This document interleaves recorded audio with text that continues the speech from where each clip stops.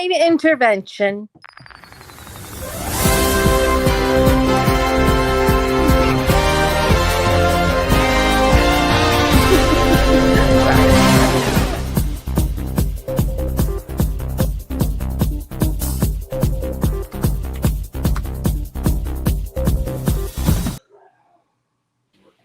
Trying to do everything myself.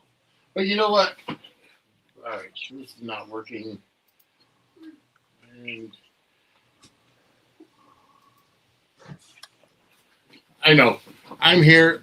Ladies and gentlemen, boys and girls, children of all ages, welcome to Suds News. I am Vinnie Suds along with Angela. We are working to get things together. Oh, hey, you know what? It actually is here. And, yeah, okay. So we are going to join the live here.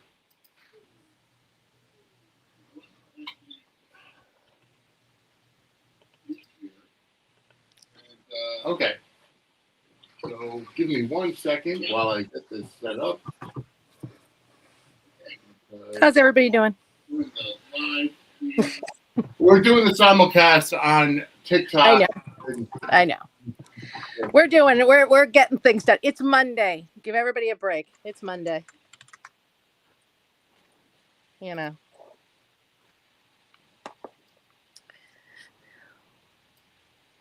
Okay. And for once, I'm the one who isn't up to date because we had a news break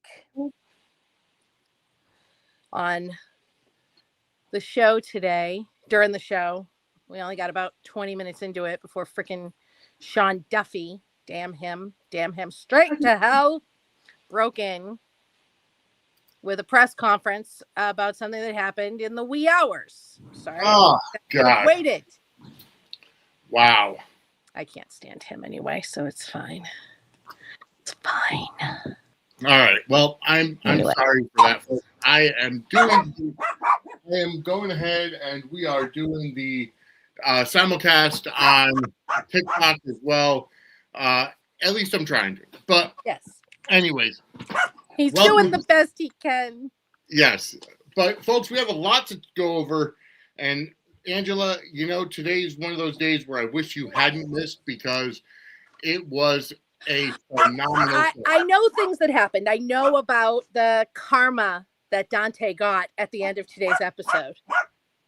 Karma that Dante got, well, during the episode, yeah, not necessarily at the end, but no, I was talking about what Rocco did. Oh, but Rocco, because Mr. You know, you think he's going to be, you know, all let's go forward to the police. Of course, yes. Yep. Yep. Hey, my mom is in the room. Hi, Mom. And she could definitely say that today was she clued me in. I had to watch it when I got home, and holy moly, yeah, was the show good? Yeah, well, I mean, anyways, always, right? Always, pretty much. Yeah, of course. But you know what? Either way, we are here live. Today is Monday, March 23rd, 2026. And like I said, it's not even sweet, but in the immortal words of Joey Styles, oh my God. Yeah. The show was awesome.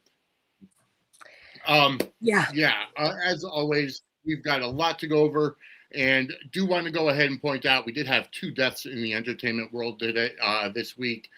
We did lose the icon, the legend, Chuck Norris, who former U.S. Marine, but also an icon in the entertainment industry, and also had a brief part in the WWE Survivor Series 1994, where he kicked Jeff Jarrett's head off of his basically off his body during the Undertaker Yoko doing a casket match. Also, we lost Dennis Condrey, one half of the Midnight Express. WWE, they should have gone to the Hall of Fame, the Midnight Express, but they haven't. But you know, our condolences go to the family, friends, and fans of them, because Well, deaths comes in three, so and there have been a lot of entertainment deaths in general over the weekend. Yeah. It seems that they're coming in fours at this point in time, but yeah, it's been yeah, it has been. Why is this coming up? It just sometimes it's just a pain in the arse when you try to get things to go right, and it just does not happen. Yeah, well, that's how it goes, right? Yeah. We also lost Xander from Buffy. He passed away. Yes, I heard about that. Yeah, what is his name? I know his name. Oh my God. I'm sorry, guys. I had a death in the family. My aunt passed away this weekend. So I'm like kind of, I am so sorry to hear that. I did not know. I am sorry. Yeah, it was, she was 78, almost 79, not in the best health. It happens. It's very sad. I mean, I feel so bad for my cousins. Amanda comes in with Nicholas Brendan. Nick, thank you. I was like, I know his name. I was a fan of his, but yeah. We also lost somebody from Supernatural. Oh yeah, she died of breast cancer. Yeah, it's so a lot of deaths. They were young too, both of them, very young in their 50s. Yeah.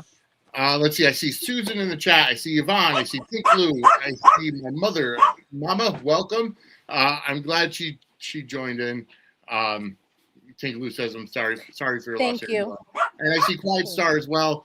Folks, before we get into the awesome day that was General Hospital, I do have to go over our Soap Stars March Madness 2026 because, again, we have had a lot of upsets in this tournament. I see Jennifer in the chat. Welcome, Jennifer, new person in the chat. I've never seen you in before, so welcome. Thank you for jumping in, and thank you for the support, Amanda. A $10 super chat. Wow, thank you. Always go ahead and help support our network by sending us a super chat or a super sticker. My mother also says, sorry for your loss, Angela. And thank you, guys. The condolences are rolling in. So we're just surrounding you with love because I love you guys. Thank you so much. Hello, Aisha. Welcome to the chat. Before we get into General Hospital and this week, I do want to go over our Soap Stars March Madness tournament because it's been a great tournament thus far. First off, I do want to thank Eric Martzoff. If you're out there, if you're actually watching us, he did quote tweet one of the second round matchup between him and Belle, between Brady Black and Belle Black for the day's bracket, and said, "I vote for Belle. She's cuter." And that helped the engagement. So he actually got Belle to win in the second round. Oh, wow. So, anyways, let's go to our Soap Stars March Madness tournament. And here we go. So last week we had the reveal of the brackets. And if you've been following us on TikTok, I have been doing our daily updates. I've been doing the daily updates since I posted the polls starting on Thursday. And just to let you guys know about the first round matchups, we had an upset. Number 16, Jocelyn Jacks defeated number 1, Drew Kane. It's my girl.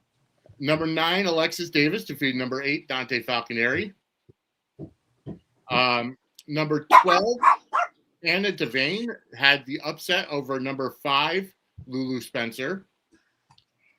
Number 13, Tracy Quartermain, gave the upset, but we kind of knew she was going to win anyways over number 4, Sunny Corinthos. Oh, yeah, absolutely. Number 6, Brook Lynn Quartermain defeated number 11, Curtis Ashford. Number 3, Jason Morgan came back to win over number 11. Number 14, Gio Palmieri, who had an early lead, which I was very shocked about. Number 10, Portia Robertson defeated number 7, Willow Kane, the upset, and number 2, Carly Spencer defeated her former arch rival, number 15, Nina Reeves.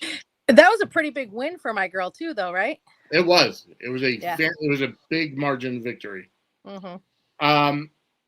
Going into round 2 for General Hospital, I just got these results in the past couple hours.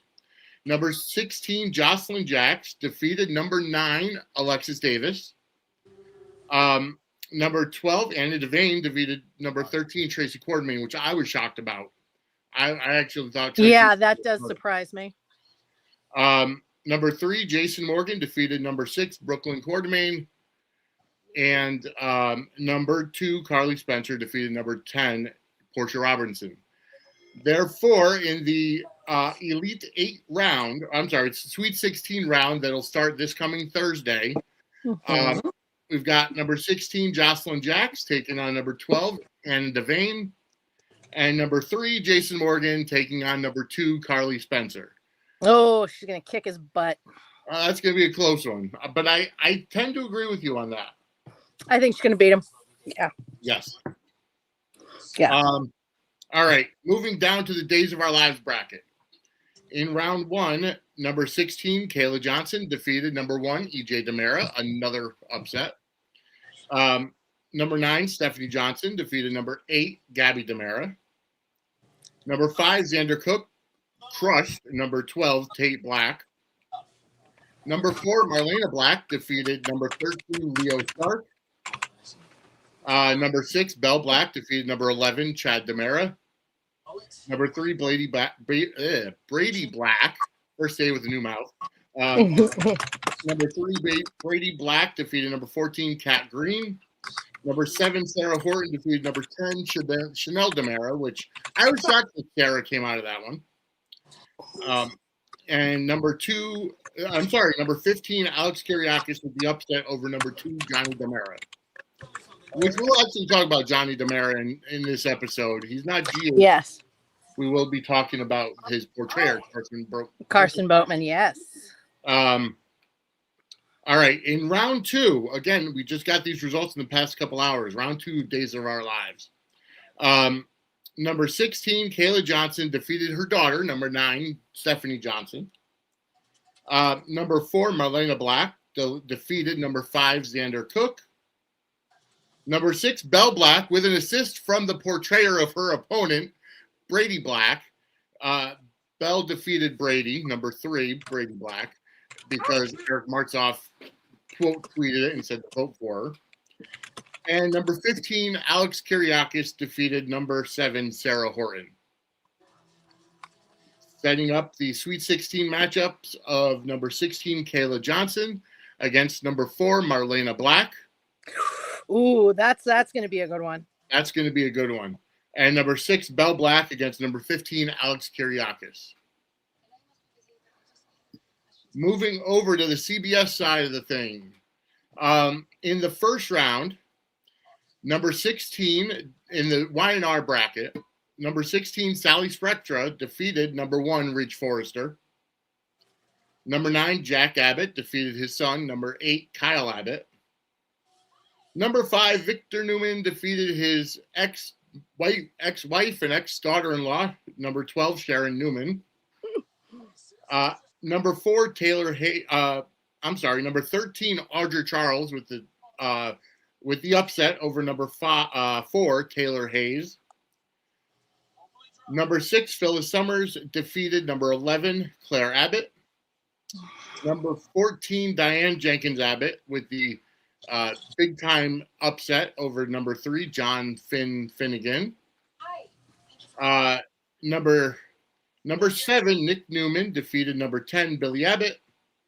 And number 15, Nikki Newman with the upset over number 2, Luna Nozawa.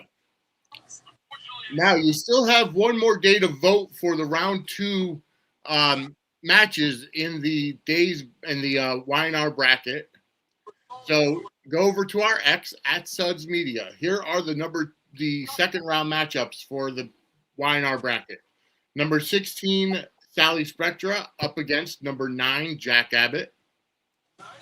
Number 5, Victor Newman against number 13, Audra Charles. Number 6 is Phyllis Summers taking on number 14, Diane Jenkins Abbott. And number 7, Nick Newman, is taking on his mother, number 15, Nikki Newman. And moving on to the Beyond the Gates bracket, in the first round, number 16, Martin Richardson, with the last-minute upset over number 1, Steffi Finnegan. Literally, this came down to the very last 10 minutes where I quote tweeted it to say you got 12 minutes to break the tie. And somebody did. And Martin Richardson moved on. Yay! Because Steffi is ass. Yay! Sorry. Number 9, Jacob Hawthorne, taking on number 8, defeated number 8, Will Spencer. Number 12, Andre Richardson, with the upset over number 5, Hope Logan Spencer. Number 4, Nicole Dupree Richardson defeated her arch rival, number 13, Dana Leslie Thomas. Number 6, Bill Hamilton defeated his daughter, number 11, Naomi Hamilton Hawthorne. Number 14, Anita Dupree with the upset over number 3, Brooke Logan Forrester. Number 7, Catherine Richardson defeated her arch rival, number 10, Eva Thomas. And number 2, Danny Dupree Hamilton defeated her dad, number 15, Vernon Dupree. Now, again, folks, you still have one more day to vote for the number 2, for the round 2 matchups in the Beyond the Gates bracket. And they are as follows. Number 16, Martin Richardson against number 9, Jacob Hawthorne. Number 12, Andre Richardson against his aunt, number 4, Nicole Dupree Richardson. Number 6, Bill Hamilton against his ex-mother-in-law, number 14, and Anita Dupree. And number 7, Catherine Richardson up against number 2, Danny Dupree Hamilton. So that is your update for the 2026 Superstars March Madness Tournament. Stay tuned to our X account at Suds Media for all of them. So Susan said that you had trouble printing the bracket. It was an image, so that could be why. I do apologize for that. Next year I'll have a little bit more forethought and actually put it in as a Google Doc, so everybody could go in and put their own bracket, their own predictions in. It was kind of a last minute thing on my end, so I do apologize that you had trouble. But all right, enough yapping. One other thing to go over, just some programming notes. This week's programming on Soapstars, on Suds and Squared Circle Media. Tonight, obviously, you're watching us live for Suds News. Tomorrow night, this replay will be on Facebook and Twitch. On Thursday, 12 noon Eastern Time, Dockside at the Bay will be airing on all of our platforms. Numbers on Saturday, Real American Freestyle Event 07 will be freestyling on Real American Freestyle. That'll be on our YouTube, X, and Facebook accounts. Then Sunday night, 8 p.m. Eastern Time, will be Book Beyond Reality on all of our major networks. For everything, follow us at Suds Media on X. Suds and Sports Circle is also on the name of the RSS feed, which is where all of the podcasts go. And as always, follow us, suds-media.com. All right. Now that all the church announcements. So Connor asks, Vinnie, you love wrestling so much. Did you ever wrestle in high school? Yes and no. Actually, we didn't have freestyle wrestling in our high school. So unfortunately, I did not get that opportunity to do that. However, I did do backyard wrestling, which is obviously probably not the best way to go. But I did do some backyard wrestling in high school and after high school. So that was my experience in that. All right, moving on. 8:20. All right, so I did see Aisha in the chat go ahead and say, I think Cullen swapped Britt's meds out for placebos. If so, it's all on Marco and her not keeping her distance from Jason. Yeah, maybe. It could be. It absolutely could be. Because Cullen has proven to be Will you please make some an for your brother? asshole. But I mean, we've seen what Cullum is behind now. I think Cullum is a bigger villain than Sidwell at this point. Mm-hmm. I don't know. I think I prefer Sidwell. Yep. But you know, I'm not sure Cullum survives today.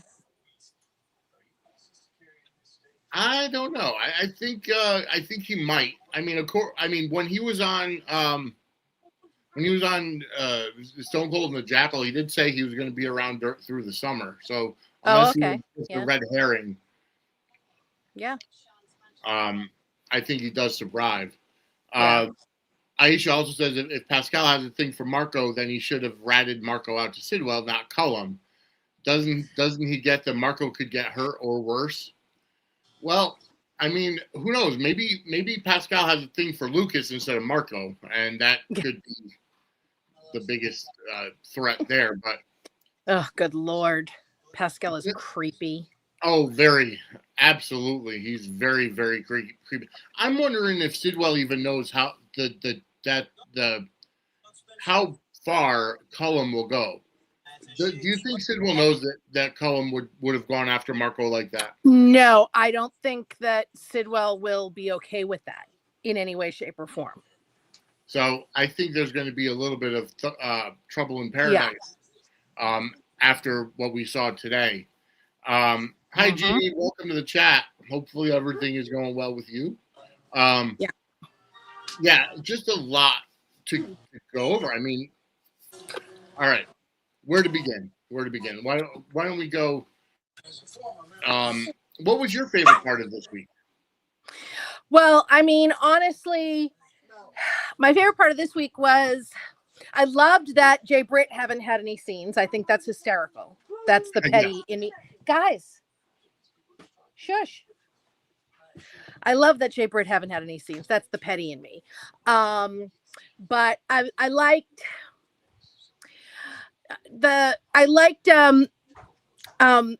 Michael dressing down Olivia for her nonsense. That was insanity.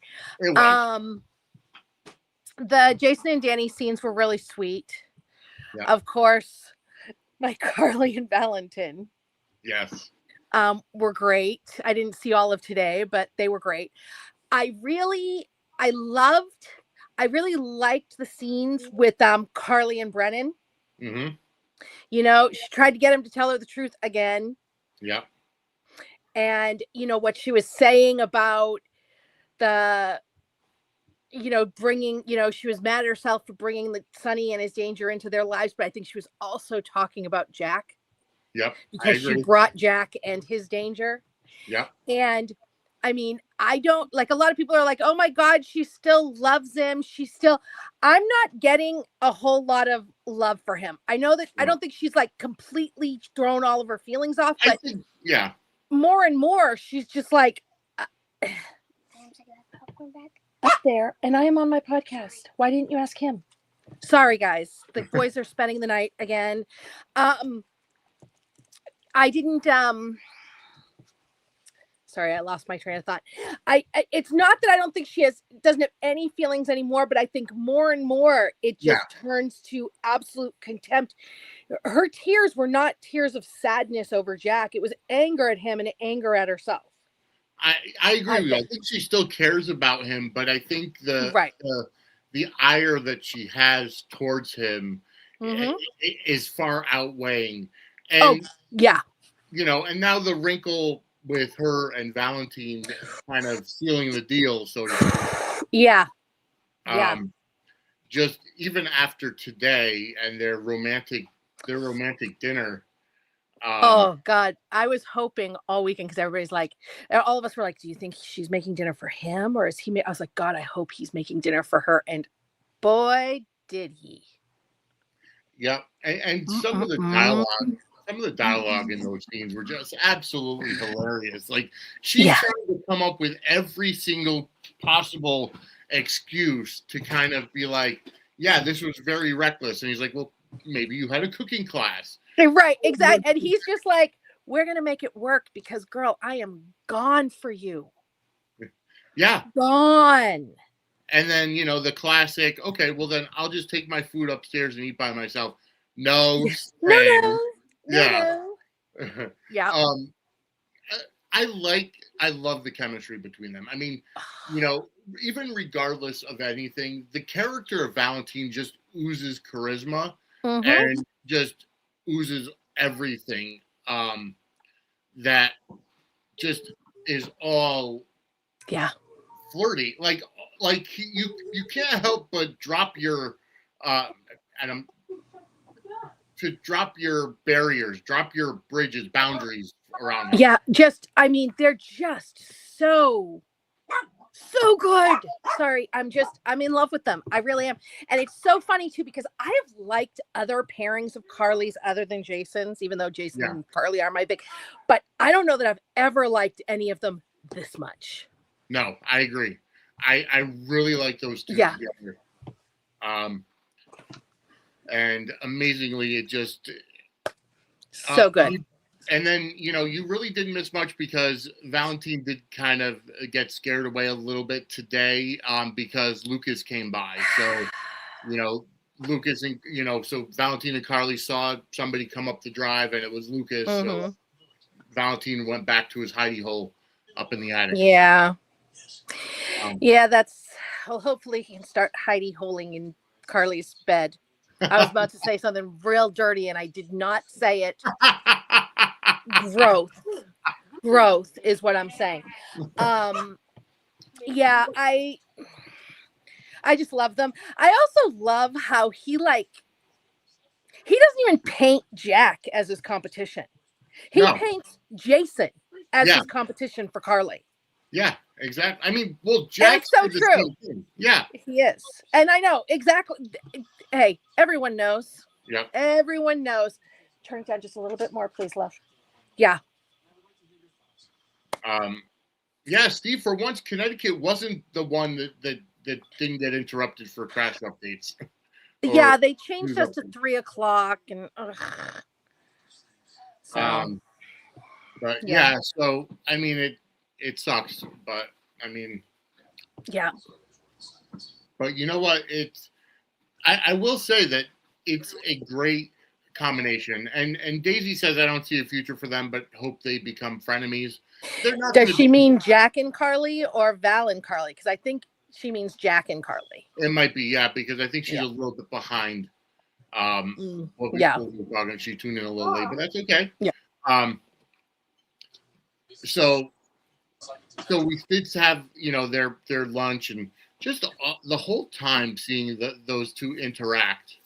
And then, okay, so Daisy meant Val and Carly. Well, I mean, I don't think they're ever going to really be enemies again. No, they're going to be. You know, I don't think it's that. I mean, they're not going to be a forever thing, but I think they're going to capitalize on them for a while. Oh, absolutely. Especially with not having Finola, because what else are they going to do with him? You're right. Absolutely. You know? Yeah. So it's you know, that seems to be the direction they're going, and I'm here for it. I like the pairing, and even if it's going to be 6 months, even if it's 6 months, you know, it's going to be 6 months of just all the innuendo and flirtation and, you know, I'm not going to tell you again. All right. So let's see. What else? Where else are we going? So how do you feel about you didn't see when Jason actually headbutted Dante? Yes, I did. Oh, you did. I saw that, and I saw the clip of him fighting with Cullum on the docks and how that ended up. Okay. I saw, because I saw until I saw him headbutt and run away. I saw Marco stabbed. I saw like the first 2 or 3 segments. I saw up until Lucas left on the docks. Yep. All right. And Tracy and Brook Lynn, like the way that they played it. First of all, I got to say, I'm going to go right to the what the fudge moment of the week right now, in that Britt talking to Cullum. Okay, so she hands over the vials, whatever. He grabs her. She finally gets away, and then that I haven't seen. She turns around to run and trips over her own freaking luggage, and then hits her head on a box, and she's knocked out. Like, come on, seriously. I don't think Marco is dead, at least right now. Yeah, I don't know, because I don't know how. See, I don't know. Part of me thinks that he could be, because if he's not alive to tell Sidwell that it was Cullum. Right. And part of me goes, Sidwell will absolutely think it's Cullum and kill him. You know what I mean? So I'm not sure. It could go either way with that with me. I'm not sure. Yeah. And Cullum isn't dead yet. We know that at least one of them is in surgery. Yes. At least one, if not both. Right. I mean, it could theoretically be Marco in surgery and Lucas is operating on him. Yeah. Although that would be a conflict of interest, but he also operated on Sam. He operated on Sam, so Yeah. So we'll have to see, where that goes. So as of right now, neither one of them are dead. They're just both kind of in limbo. And we'll have to go. But the way that Britt, who, I'm sorry, I know it's a soap opera. I know it's meant to cause drama and to create drama, but she gets away from Cullum just to try to run towards the water, trip over her luggage, and hit her head on a box. And then she's knocked out. Like, you can see the blood on her head. Like seriously. Just the dumbest freaking luck. Yeah, so we'll see where that goes. But, folks, that was the What the Fudge moment of the week, brought to you by What the Fudge Homemade Confection in the New Haven, Connecticut area. If you're in the New Haven, Connecticut area, or driving through, or traveling through, or in the area that you could do a meet up and a drop off, go over to whatthefudgect.com or facebook.com/whatthefudgect. Check out the flavors. Check out the products, because there is not only homemade fudge, but also homemade biscotti. And I'm telling you from personal experience, I know she's my mother, but the fudge is fantastic. She's not my mother, and I can tell you right now, the fudge is orgasmic. All right. Well, so check that out. Again, it's made at a cottage kitchen, so she's not able to ship. But Hurry up and get figure dressed. something out for you. But anyways, yes, check it out, whatthefudgect.com, and use the promo code SUDS for 10% off your order. All right. So amazingly, Rocco gets the gun. Who dropped the gun? Was it Cullum that dropped the gun? But I think it was. Yeah, it was Cullum that dropped the gun, because he skidded across. Yeah, it looked to me like it was Cullum that dropped the gun. Yeah. Because Jason didn't have his, because he gave his to Dante. Right. Dante took Jason's. Yeah. Yeah. Which we'll get into that in a little bit, but Rocco with a gun, he looked like a freaking deer in the headlights. Oh, he really did. Which honestly I think was realistic. Yeah, of course. Yeah. Yeah. And he reacted. He cared about, first of all, he cares about Britt. And, obviously Jason is his, relative of some sort, by living in the same house. Right. And he does. He's Danny's father, and he's, exactly. So it actually was very realistic for Rocco, a teenage boy, to act in that situation. And you know what? Pause your show. I applaud him as a hero, to be honest with you. Yes, absolutely. I mean, he shouldn't have been there, but yes, he did do it to save, lives. Of course, it's going to be GH, so they don't go about this the correct way. It won't be like, he'll just be like, oh, I shot him. You know what I mean? Yeah. I think Jason's going to take the fall for it and say he did it. But I'm sure Jason will. And the fact that he had shot a WSB agent or the story is that could be what ships him off to Steinmauer. Yeah, I think that's what they're going to do with Jason, is that he's going to get shipped off to Steinmauer for this. Yeah. So I mean, he'll be gone for a couple months. He'll be back. Yeah. But I gotta ask. I gotta ask Jason Morgan.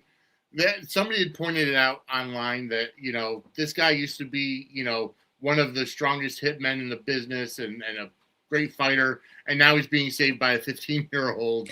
Well, I mean, to be fair, he was older. fighting with a trained. Yeah, it's not like he was just one. It's not like he was just fighting with a cop. The WSB agents are trained international agent. You know what I mean? Yeah. So, Oh, I completely agree. Aisha asks, what do you think about Jason's flashbacks during the non-hit? Well, I personally love them. No, I agree with you. I like them too, because when all the scenes, even with him and Danny talking, like it all led up to him realizing this might not be the right lifestyle for me. Well, not even the right lifestyle. I don't think that he was overthinking his lifestyle. I think he was second guessing leaving with Britt. Well, oh, okay. That's what I think it was. I don't think that it was rethinking his lifestyle at all. That wasn't the question. It was the leaving. So do you think that, so the way that I was looking at it, because somebody had said that it was a failed hit attempt. I don't know. I thought he just left because when they showed that he did leave. He didn't have the shot. Right. So I showed that when I saw the perch was empty, at first I thought it was like, okay, he got kidnapped from the perch. No. So he didn't have the shot because he kept going back and forth from Jack to, and they were like, although it did seem for a while that he was like, maybe I should go ahead and solve this problem right now too. Yeah, exactly. The flashing back to Carly in the hospital thing was. Yeah.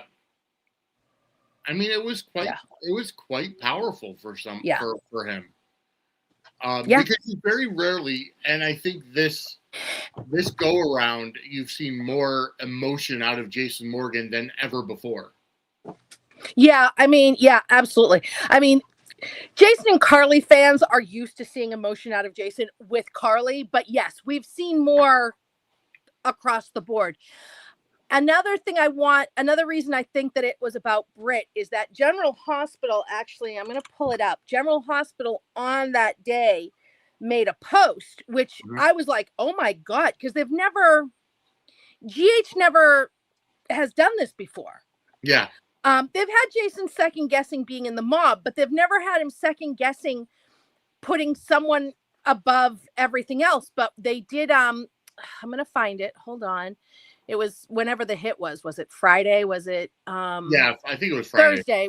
Thursday was when he had the flashbacks, and they actually said this was on the regular GH page. Yeah. Jason is taking drastic measures to ensure Britt's safety going forward. Is he risking too much of his own life for hers? Yeah. GH doesn't do that. Right. That's what it was. Is he was because it was leaving Carly. Yep. With the danger, it was leaving Danny. It was and that's what it was. It was about second guessing, leaving with Britt and putting her above these people that were more important to him.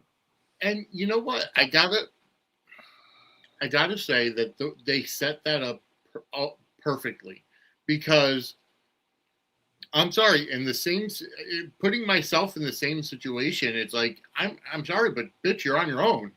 Like, yeah. You were a one-time fling, and I'm sorry, you're in too deep, and I tried to help you, but you didn't want my help until the very end. Right, and not to mention the fact that, he wanted to get her medication to redo it when she still had access to it. Right. He's been trying to help her all along. Yeah. And she has pushed back on him. And this is also a position that she put herself in. And I mean, I know that whatever, but when they brought her back, first saw her in Paris at the airport. She had taken a trip to Paris almost the entire time. She had a phone. She had a computer with internet. Yep. Britt was not a prisoner there. No. She wasn't. No, they changed a lot of the story to fit Britt's narrative. Right, exactly. Well, I think that they've changed it to try to, because she was not as well received as they thought. I think those were the changes, is that they were trying to get her better liked. And do you think that could have been from her attitude upon leaving the first 2 times? Oh, no, I don't even think it's that. I think that it's about, I personally think, because they say that Britt's a fan favorite, and I think that there was a time that people really did like her. But the thing is that I think that she was most popular as a love to hate when she was bad. Yeah. You know, it wasn't like she was the most evil thing ever, and they couldn't, you know, they can keep characters like that on a soap opera. Yeah. Not only that, that is Kelly Tebow's wheelhouse. She does not play the damsel in distress well. She just doesn't. No. I'm sorry. She just doesn't. It's not believable. Exactly. Because she gets to the point where she's whining and crying. And exactly. And that's just not attractive. Right. Yeah. And yeah. It's very pick me, pick me, pick me. And her, you know, when they had her, you know, before Jason was even asking her to be with him, when like it was you need to put me first, you know, he wasn't even asking her to be with him. He was like, let me help you not be killed. Right. Not unless I come before everything in your life. And it's just, and yeah, I just think that, I think with the spoiler that they are bringing somebody new in for her. Yep. I hope that they'll lean into her just being the bitch or the britch. Yep. Because that is what she does well. Suit. Yeah. And they can have her do that and have her in a romance. Oh, yeah. I mean, look at Tracy. Tracy's never been nice. Yeah. Tracy's never been, I need somebody to say, you know, and I mean, Carly is always my favorite, but the times that I've been with Carly is when they had her the damsel in distress. That's never been her, ever. No, you know, yes, there were times she needed to be saved, but she never was. She's too much of a strong-willed person. Exactly. And before anybody comes at me with Carly always needs saving, no, she doesn't. And Carly has saved Jason just as much, if not more, than he saved her. And she's definitely saved Sonny more than he's ever saved her, because he's never really saved her. So, you know, and she has saved both of their asses. She saved Jason before he ever saved her. And you know what I mean? So Carly saves as well with the, you know, and she's not just a little bitch about it. And I can't stand. Agreed. You know, I agree don't like it. I feel like, and Quiet Star kind of hit the nail on the head. I think Britt's popularity was inflated due to people championing Jay Britt versus Charlie. And yes, and I mean, but I also feel like, sorry, not to cut you off. Go ahead. No, you're fine. I also feel like people are looking at the Jay Britt pairing with rose-colored glasses, because when I will be the first one to say, what the first time around when Jason and Britt were together, when Jason went back to the hospital to save Britt because Carly had to go to that meeting and he felt he had to save Britt, whatever the case was. It was a hot relationship, a hookup, just the budding of a relationship. Let's put it that way. They never actually got into the relationship, but it was a really hot idea of those two getting together. Right. Unfortunately, once Burton left to go to Days because of the whole fiasco with the vaccine mandate, and then Britt left because she didn't want to be. The only reason why she came back was because it was going to be with Steve Burton. Don't get me started on that nonsense. But go ahead. Then, after that, Yvonne hit the nail on the head. The first time was organic. This time it was forced. Yeah. And it didn't last long. They tried it a couple times, and it just didn't work. Right. Well, I mean, honestly, from the time, they never, they had, when they came back to Port Charles, they had decided that they were going to see what happens. Right. But they never even went out on a date. They never slept together again. Nothing ever happened because he ended it like almost immediately to marry Carly. Right. And she, from that moment on, acted like he had walked out on their 15-year marriage, 3 kids and a dog. Yeah. And it was insane. Exactly. And, it was so freaking insane. And then I would have loved it in that instance. I feel like the best route would have been Britt playing the scorned lover in her own mind and going after Jason and Carly. Right. Instead of the whole, you owe me money for a freaking toothbrush. I brought you a toothbrush head for when you were going to spend the night at my house. Bitch, what does that have to do with him? You're a psychopath. Yeah. And it was just the whole thing was so stupid. And then, she kept trying, even then she was doing it, trying to inflate her relationship with Jason with Carly's relationship with Jason. Yeah. Well, we've been through so much. No, you have not. No. You guys were on the run together for a month, whatever it was. Exactly. That's like a blip. Yeah. And it just made her sound psychotic. And then she did it this time with Carly. It's just like, I loved that Carly was just like, yeah, no. Yeah. No. Mm-mm. I'm good. There was you no go reason. Do your thing with that little girl. Carly, I know that Laura Wright gave that interview saying that Carly was jealous, but that interview was part of one she had given when Britt was first back in Port Charles, and they just put it wasn't now. Right. And Carly's not playing jealous of this woman. No. She's not. No reason to be. Right. Exactly. No. And if anything, it's Jason playing. Yeah.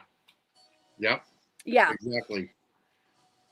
So like today, somebody was, when Britt was talking to, when Britt said that Jason was her person, my first thought was like, yeah, he might be your person. You are not his. No. She's more like a leech on him. Oh God, yeah. Very much so. Yes. And no matter what he does to try to help her. And it's like, see, I mean, you could look at it from a completely different way. He's, if Jason is, in kayfabe, of course, Jason is trying to do all this for Britt. Well, you know what? She's just the toxic one, because the first time he's with her, he gets buried under rocks in Greece, and this could be an informant for the FBI. And now, he's going against the WSB. So it's like, where does he? Yeah. My thing about it too is that, hold on, I had a thought about this and it flitted out of my head. Just, and all, like this annoyed me also when, the whole thing, like Sam was let out of prison, but she was told that if she was around Jason while she was on parole, she was going back to prison. Yes. And sleeping with Jason was such a big deal. Yeah. Instead of staying away for a few months. And like the same with them, they had their whole thing at the, cabin. And then it was like, well, they can't let us know, they can't know that we're together. And on Valentine's Day, a few days later, she's texting him. Yeah. And I'm not sure what the emojis with the texting were supposed to mean, because she was texting him. Right. The WSB were going to know that she was in contact with Jason. Whether it's words or emojis, it made no sense. And her life is in danger. But a booty call is what's more important. That just is crazy to me. Jennifer, thank you so much for the super sticker. It's definitely appreciated. I truly appreciate that. Thank you so much. And folks, if you want to help us and support the network, send over a super chat or a super sticker or a super thanks. Everything goes to help support the network. And I do want to go ahead and let you know that we are doing more for Samantha's friends. As everybody knows, I am going down to, I think Donna was talking about spam for the emoji texts. Oh, okay. All right. So yeah. So the super stickers, super chat, super thanks, everything that you support us is going to help me donate some of our merchandise to Samantha's Friends event for the silent auction at the event in Florida that I'm going to in May. So if you want to help offset some of those costs, you can go ahead and help support our network and send some money our way. But either way, everything is appreciated. So there's the box with the $sign underneath the video that you're watching now, and you can go ahead and hit that, and you can go ahead and donate it and support our network. And whatever you send can go to offset the costs for the donation to Samantha's Friends. Yes. But anyway, let's see. So Quiet Star says, I honestly feel like the writing for Britt at times was not beneficial for Britt or Jay Britt. Yeah. Agreed. But again, we talked about it last week. What is he doing? Kelly Tebow went into business for herself. She didn't act the part the right way, the way the writers wanted it to. And you really even see it. Yeah. Maybe it's just hard for you to wrap your head Hey, Money Mac, how are you today?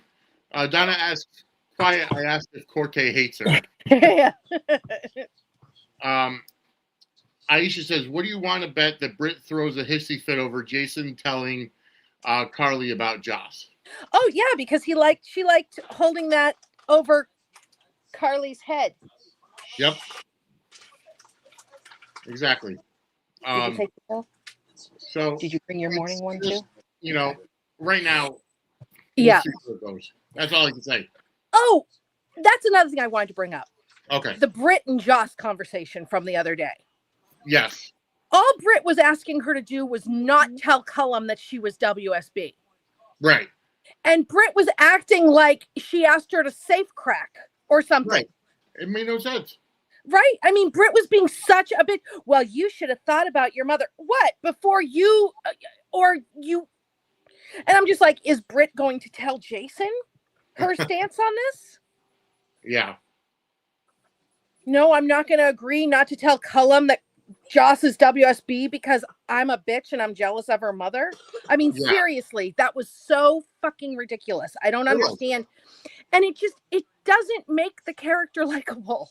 No, you're right. She's not likable. I will be the first one to say when I heard Britt was coming back, I was a huge fan of Kelly Tebow and of the Britt character, and I was excited. But ever since the story progression has come on and how she's gone and the way the character's gone, now I'm not a fan. Now I could care less. Like and I could understand why people say, oh, I can care less if Drew lives or dies or leaves the show or whatever. Honestly, I like the Drew character. I think they need a good villain like that, and maybe they'll. But when it comes to Britt at this point, get rid of her. Like I have no use for the Britt character anymore. If she's gonna be that petty to get into an argument with a 20-year-old over keeping a secret to keep anybody safe, I don't care who you are.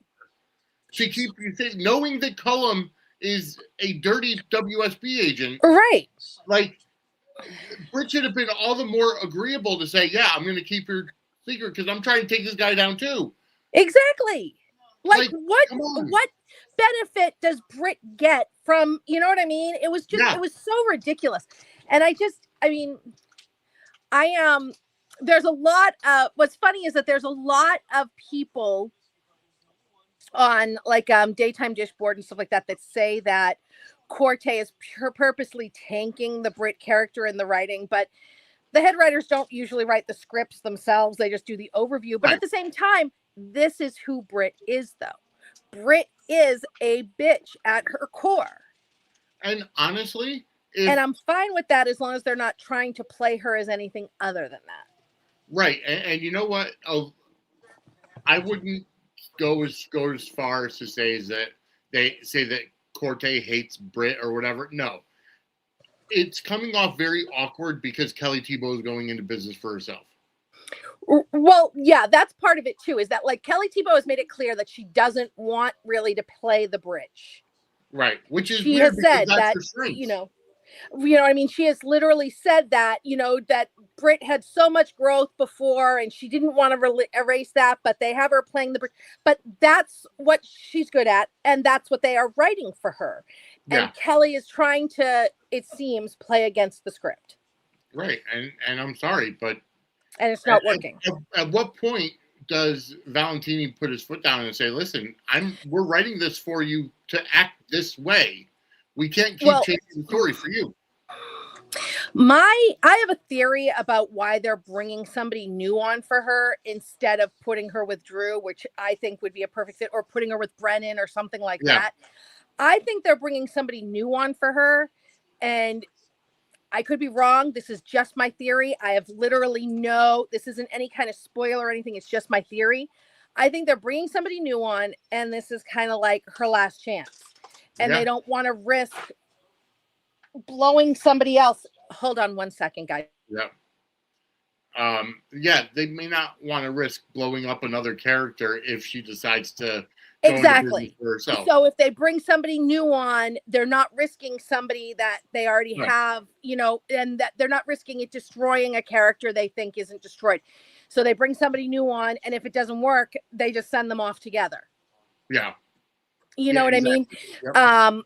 Or kill them off together or something. Yeah. They only brought her back for the pairing for Burton. Mm-hmm. And that was very clear because she said that she tried to come back before that. Mm-hmm. After she got back, because she got back to the United States about like a year before she came on. And she said that she was trying to go back to the show and they wouldn't let her. Yeah. So they only brought her on for this. This isn't working. They're going in a different direction. Honestly, she's lucky that they didn't just say bye because they can. Exactly. But I really think that this is, especially after what she did, she tanked the pairing with Britt and Cody before. And I really think that this is probably like her last chance as far as this go around.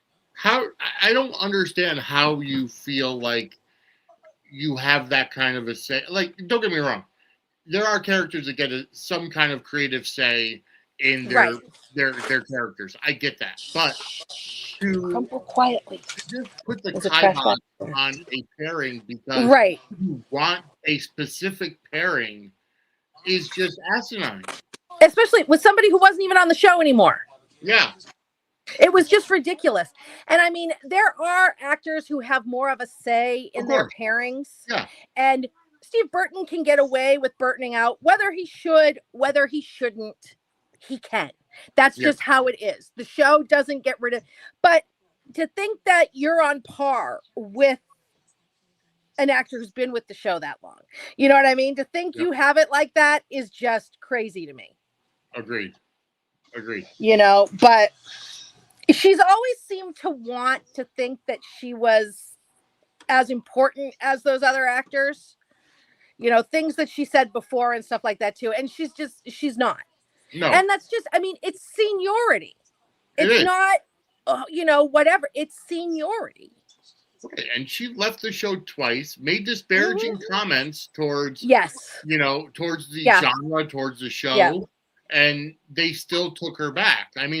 Frank Valentini must realize that, there are certain characters that print money.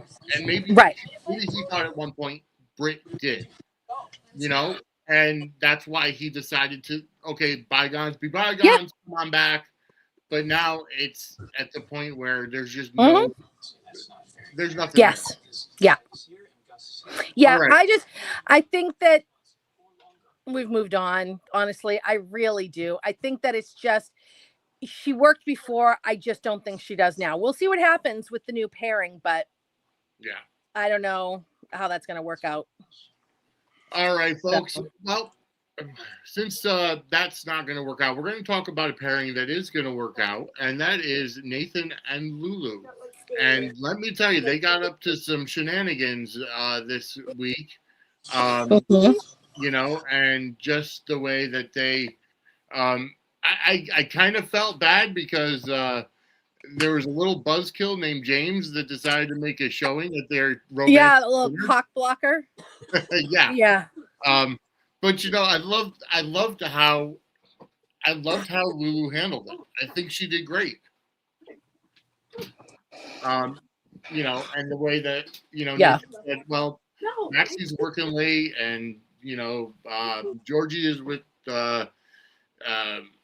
Mac and Felicia, or Georgie was taking care of Bailey Lou, and, everybody else, nobody else could watch him, basically.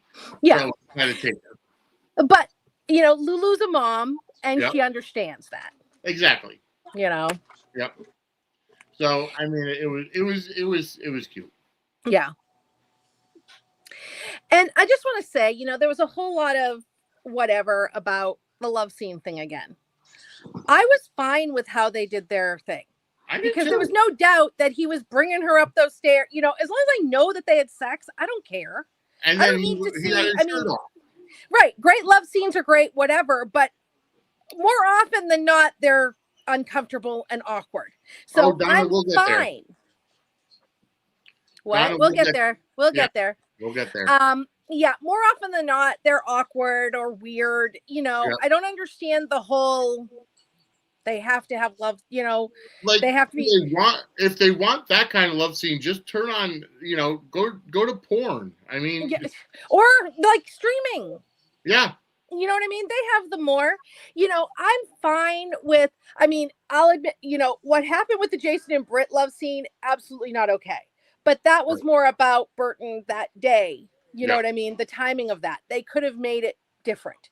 Correct. But Carly and Val, they weren't naked. Nope. And that was hot, and we knew damn well what they were doing. He carried her up the stairs. We knew damn well what he was doing. And then the next morning, they're comfortable together. He has his shirt off. She's in her little tank top and PJs. It's not like they would be walking around naked in the house anyway. Right. You know what I mean? Nobody's doing that. Right. Nobody's doing that. If you feel like walking around your house naked and you don't know who's in your house, I know somebody who you could talk to. Are you having problems in the bedroom? Are you having problems with your sex life? Well, I know just who to talk to, and that's Lori. CoachingByLori.com is where you could set up voice, video, or text sessions to talk about sex, to talk about intimacy, kinks, fetishes, taboos, fantasies, or your sexuality. You could talk about coming out and what to expect when you come out. Lori is a sex therapist and talks about your sexual health. Lori's offering all new clients 20% off their first session with the coupon code WELCOME. That's Coaching by Lori, LORIE.com. Coupon code WELCOME, WELCOME, for 20% off your first session. All right, yes. Talk to Lori for your... if you need to walk around naked in your house, but don't know who's in your house. Yes. And Quiet, thank you very much. I try to do as many good segues as possible. Yeah, and you're right, Donna. There's nothing wrong with Fade to Black. There's, nothing at all. And Quiet says, I like the Lulu and Nathan carry up the stairs. It was cute and sexy to me. It was. You knew what was going to happen when they went upstairs. It wasn't like they were going to get upstairs and start doing their taxes.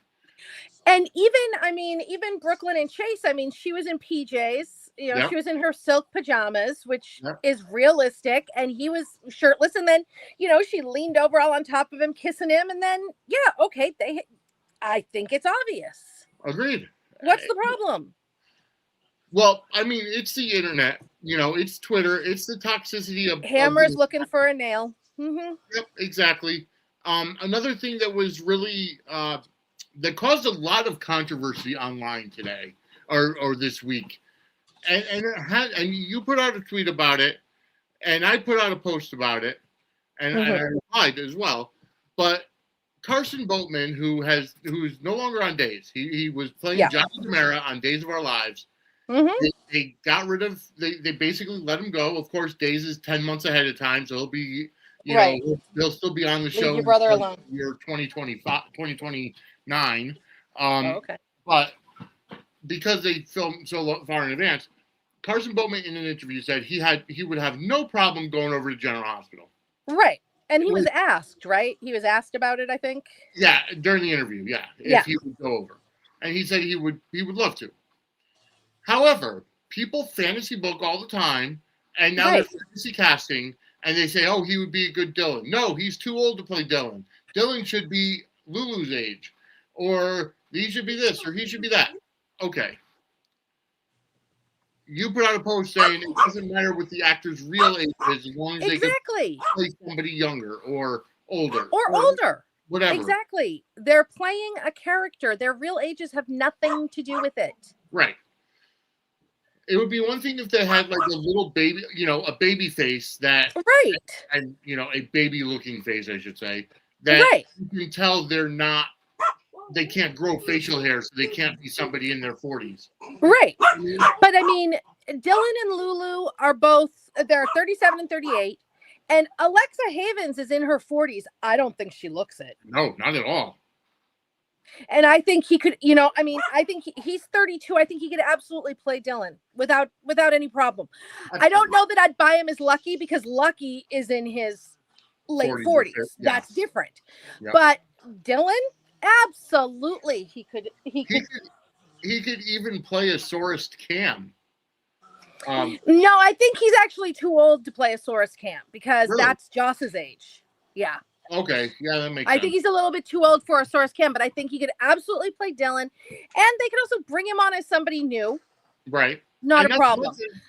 I don't understand why people are fantasy casting Dylan when Robert Palmer Watkins said he would come back if they asked him to. I agree as well, but people fantasy cast people who are still on the show. Yeah, that's true. So, this is whatever. And I think that, I don't know, Hammer's looking for a nail. Could you see Carson Boatman coming on? Yeah. Absolutely.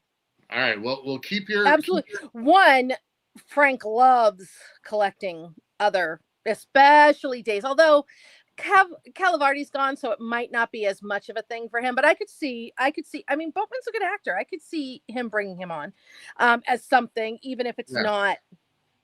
Well, you better keep your eyes peeled for when he follows Frank Valentini on Instagram. Yes. Oh, I've been watching. And when GH and Frank Valentini and other actors, I've been watching. Yeah. Yeah. Donna says, I do not want him, did not like him on Days. I liked him on Days. I thought he was fine as Johnny DeMera. Johnny DeMera is just a, blah, whatever. Yeah.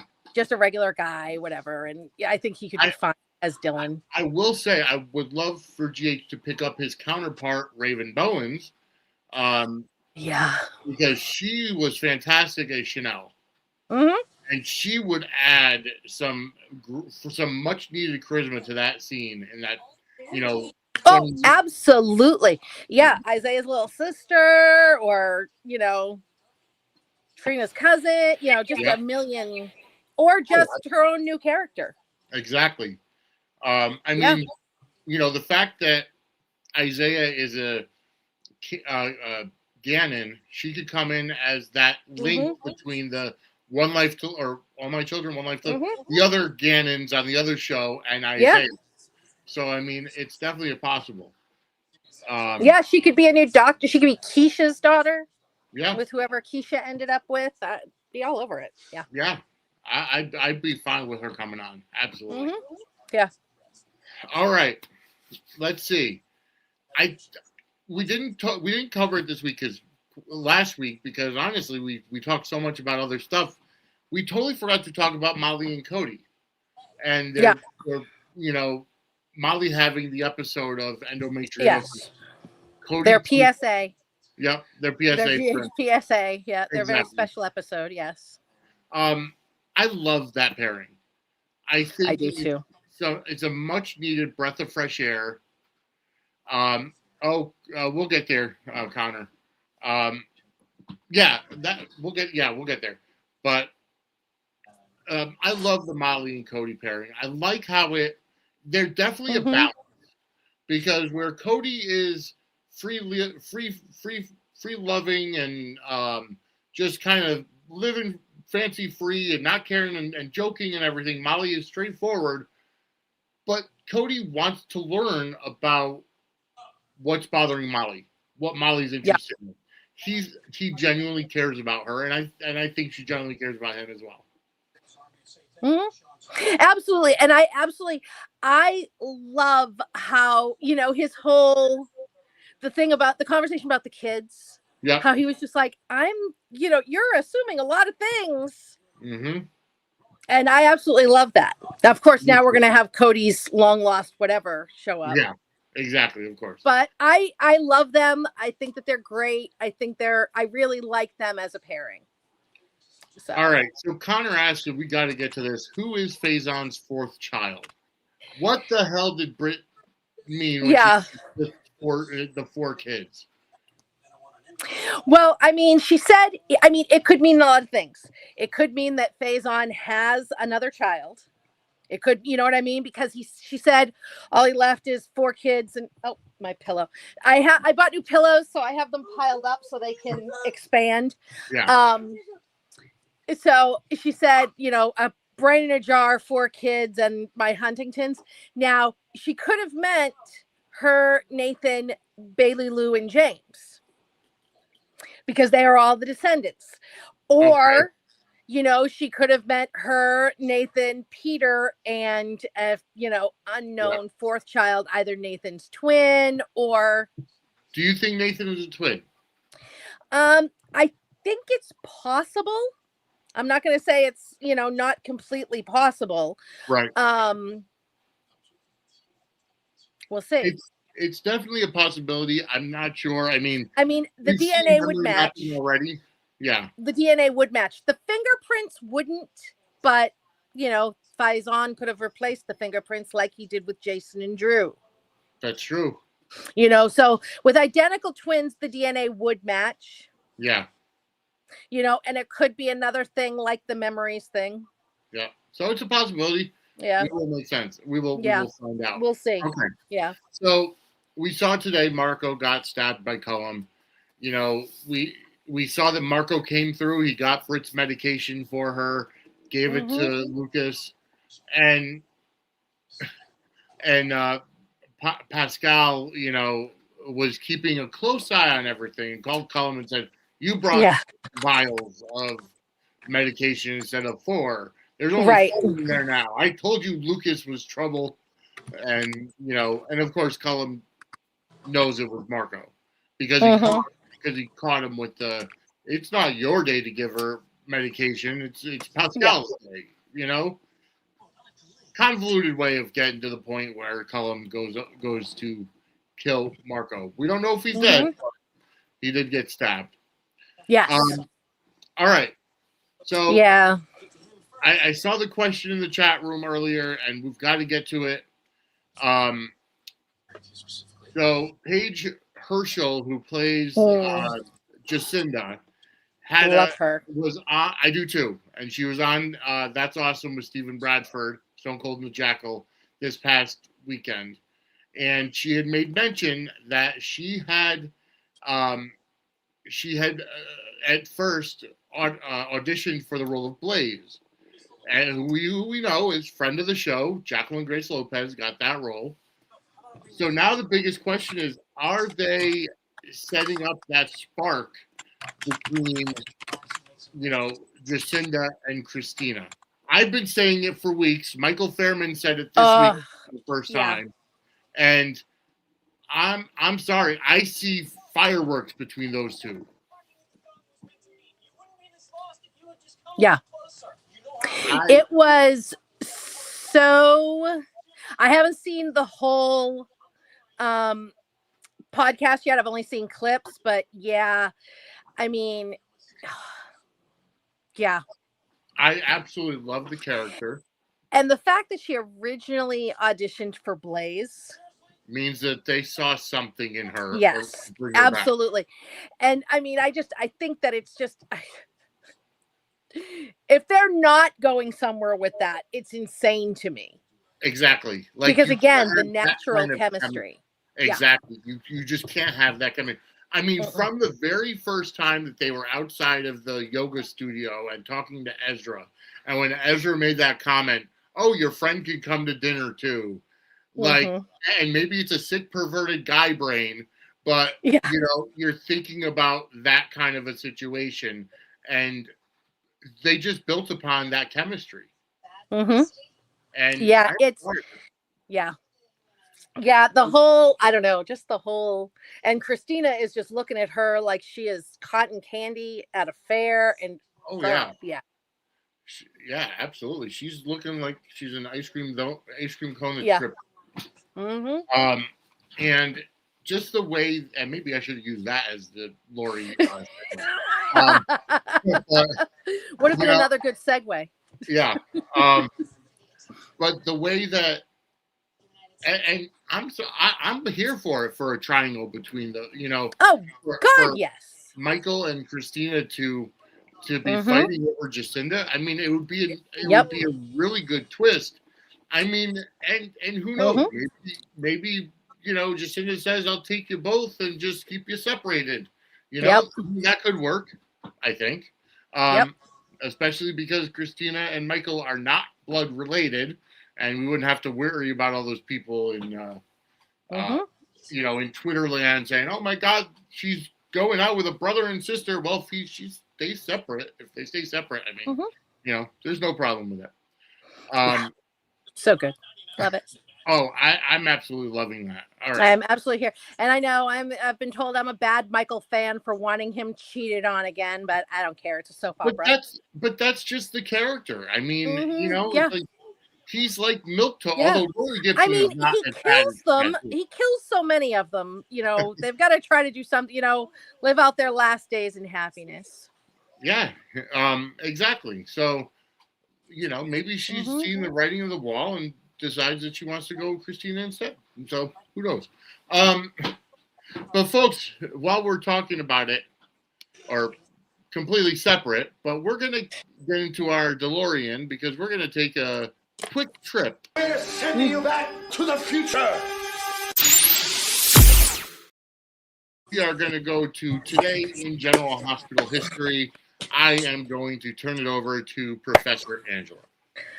All right, so I'm going to start with non-GH news because it was big soap opera news. Yep. March 23rd, 1987, Bold and the Beautiful premiered. Now, the reason I'm highlighting that is that they did something today. Bold and the Beautiful announced something today that all of us are hoping that we want GH to do and the other soaps to do. Bold and the Beautiful today. Did you hear about this, Vinnie? No. It's their anniversary today, and they announced and launched a Bold and the Beautiful streaming channel or streamer. I know. And every episode that they still own, every episode of Bold and the Beautiful is on it, along with behind the scenes things, director comments, extra scenes. $6 a month or $50 a year. Wow. And you have the entire Bold and the Beautiful catalog. And they announced that today for their anniversary because they were March 23rd, 1987, they premiered. So hopefully, I mean, Bold and the Beautiful is painful, but let me tell you, I am contemplating subscribing just to encourage other soaps to do, because believe me, the other soaps are watching this. Oh, absolutely. To see how this does. Yep. So yeah, if you're a Bold and the Beautiful fan, $5 or $6 a month, $50 for the year, yada yada. You can do it. Oh, I might subscribe just to watch the back catalog if I Yeah. Yeah, there's some good stuff there. They weren't a bad soap always. So, all right, back to General Hospital, March 23rd, 1990. One of my favorite storylines to reference when people talk about something being unrealistic. Casey the alien came to Port Charles from the planet Lumina. Love it. Robin found the crystal that he traveled in on a school field trip and brought it home because it glowed so nicely in her room. And then he suddenly, appeared from the crystal, just beams of light, and there's Casey. God, love it. This is why we watch soap operas. And it was a whole thing. 2018, Drew left Sam. Yep. He was like, you know what? I know where this is going. I've held on as long as I could. You still love him. You're going to go back to him. I just know it. It's going to go bad.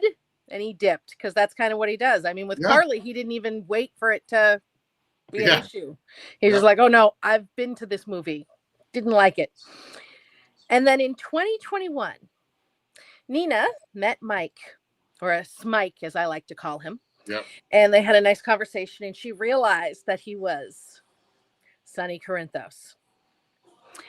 and she made her call to Carly, Yep. Allegedly to try to tell her Mm-hmm.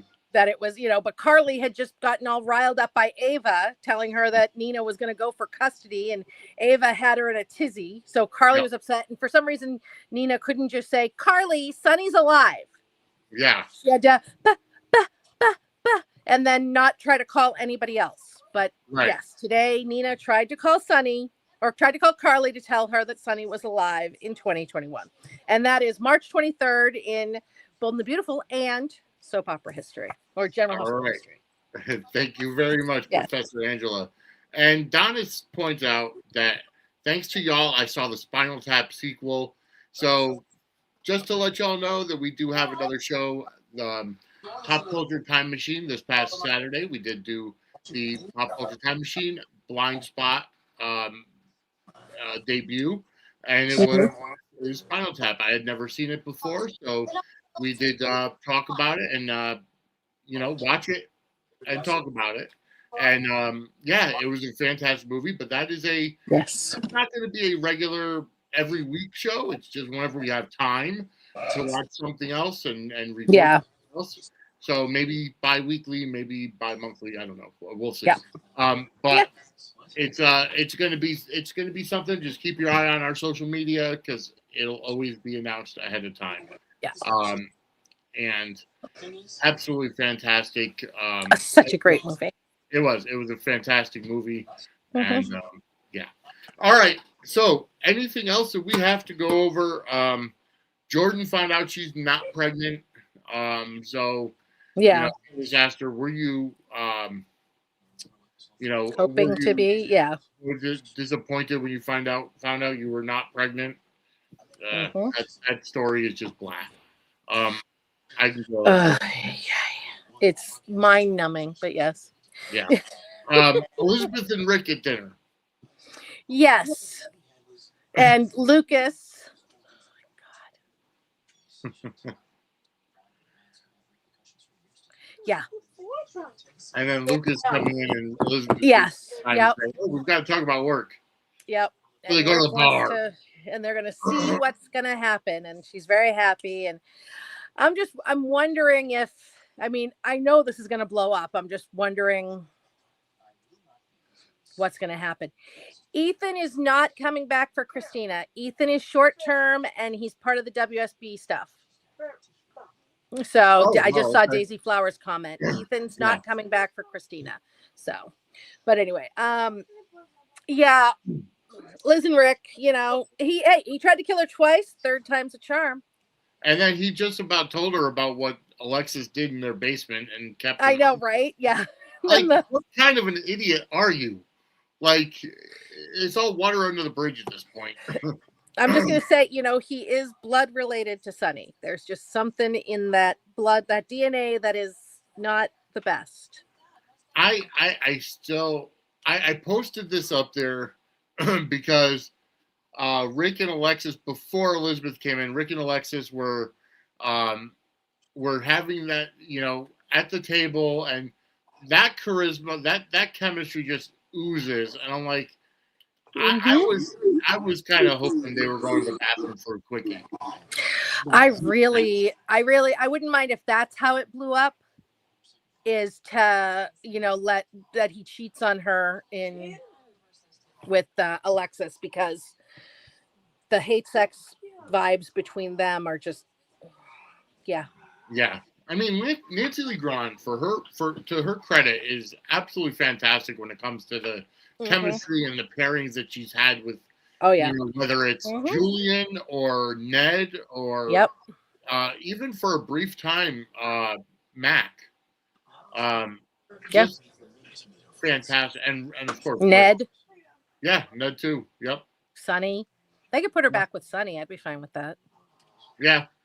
But absolutely fantastic pairing there. I don't know. Let's see. Did we miss anything? I don't think so. There was one thing that I wanted to address real quick from that I saw last week. People were saying that I force my opinion on you and make you change your opinion. That I made you hate Britt, and that I don't let you love the Sonny and Carly pairing. Well, I mean, there is absolutely nothing to that because I said it today, right live on the show. You can rewind it and realize that I said that I was a Britt fan, but it's the way that her character has devolved during this run that has forced me to not like the character anymore. And so it wasn't me? No, it was not. I can't give you credit for that. Darn!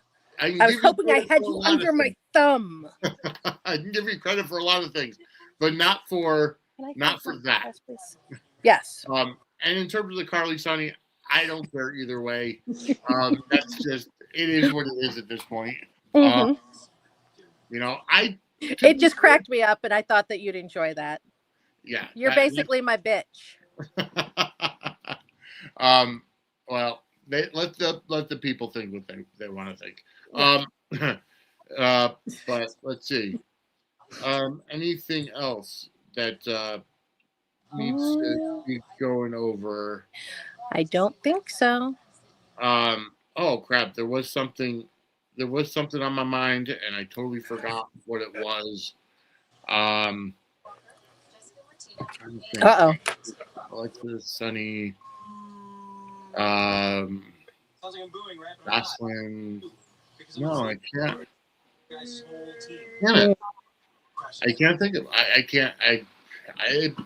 It'll come back to me next week, folks. But yep, that's what's gonna happen. Do you think Josh will eventually get a new guy? I'm sure of it. At some point.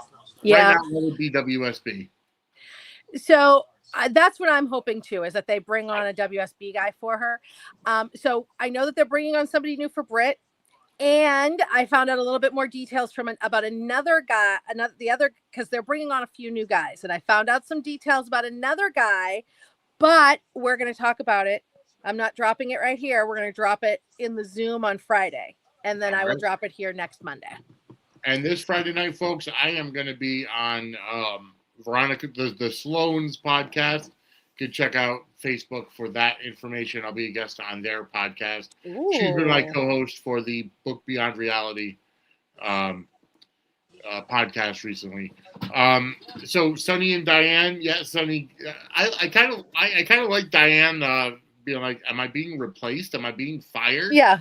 It's like, no, I want to keep you clean. I want to keep you clean. I have another dirty lawyer, Dan. My dirty stuff. We can just do all the dirty. Have him do all the criminal work. Yeah. Oh, this is what I was going to talk about. Okay. Kind of going back to Michael and Jacinda having sex in the gatehouse, and then Olivia walking in and saying, "Well, thank God it wasn't Leo." First of all, why don't you freaking knock? Right. Like, or why is the door not locked in the first place? But also, they are that was Michael's place. I don't understand when that became the romper room for everybody. Right. But that was like Michael's house. And two, it's not like they were at in the nursery in the main house. Right. And Michael in the playroom. Right. And then having to call a family meeting about it because Jacinda is a sex worker. And that was what she was really upset about. Right. It wasn't even the walking in, is that she doesn't like Jacinda. Right. And I'm sorry, I loved that family meeting because it was just absolutely just barbs being thrown back and forth between all the family members. You know, and Ned saying, Ned saying, "Mother, you're not the portrait of virtue yourself. How many mobsters have you been?" Or Olivia saying, "How many mobsters have you been with?" And both of her children are by mobsters. Less than you. Like, she's only been. I mean, it just that to me felt forced. I know they have to create drama for the sex. It was weird. Olivia being that judgy, but maybe in her old age. It could have been Olivia kind of talking to Michael on the side, saying, "Do you think this might be right for your kids or something?" Like, it didn't have to be a full exactly. I mean, it's just I liked him bringing up Bobby. Yeah, exactly. You know what I mean? Because Jacinda is not currently a sex worker. No, she quit because Michael got her a legit job. Right. And I agree. What the hell? Writing for Olivia. Right. Yeah, I was just, and I liked that Tracy wasn't on that high horse. I liked, Right. She put you know, Olivia and in the place. it really amuses me because, like, I mean, I don't know if Olivia knows what Tracy said to Brook Lynn about how, you know, she wants a happy home and kicking Michael out is not an option. Yeah. Exactly. But, you know, Olivia should think about that because it won't be Michael that goes. So, Yeah. if she'll boot Brook Lynn, she'll definitely boot Olivia. Exactly. And then Brook Lynn and Chase looking to foster the baby Phoebe that they named Phoebe. Yeah. Somebody put up a post saying, you know, Bailey, Lou, Ace, Phoebe. Where do they come up with a name for these kids on General Hospital? And you know what? They're not as bad as some of the WWE Performance Center names for a lot of NXT people coming up. Bless you. So yeah, Bless you. it's just they have, you know, they can't have too many of the same names in the characters. So Phoebe is somebody I don't think they've ever had on General Hospital. Maybe I'm wrong. No, they haven't. And it's a cute little name. Yeah. She's going to be Phoebe Quartermain because you know they're not giving that baby up. Exactly. So, yeah. Yeah. All right. Connor says, Vinny, do you have an all-time favorite wrestler? I do. I'm wearing his hat right now. Hulk Hogan, all-time favorite wrestler. I like you anyway. And I mean, but anyways, I think we've kind of, Aisha says they're trying to revive Q and House Pickering, which is fine with me. Yeah. You know, it kind of shows the family drama. So yeah. Yep. All right. But that's about it, folks. We've been here for an hour and a half, talked about a lot of different things, a lot of different topics. Remember, if you are watching this on replay, go ahead and give us a super chat or super thanks or a super sticker. And that does help offset the donation that we're giving to Samantha's friends. But anyways, we want to thank you for tuning in as always. Angela, where could everybody find you? theshowbusiness.com or Brooklyn74 on Twitter, Angela Ryan Duncan on Facebook and Instagram. And this Friday in one of our special Zooms where I have tea the week before when we did it, because I'm trying to do them every 2 weeks. I was in there until 6 a.m. Eastern Standard Time, and the conversation was still going strong. And finally I was like, I got to go to bed. I don't know how long they continue to talk if they did afterwards, but it was a great convo, and I was in there for 8 hours talking. So, yeah. Well, folks, good time. When you do the Zooms, you definitely get your money's worth. Yes. And the money goes to a good cause because it goes to the Sale Street Pantry, the food pantry. So. Very nice. Yes. As always, you can find me on Twitter and Facebook at Vinnie Suds, at Suds Media on Twitter, which is our network account.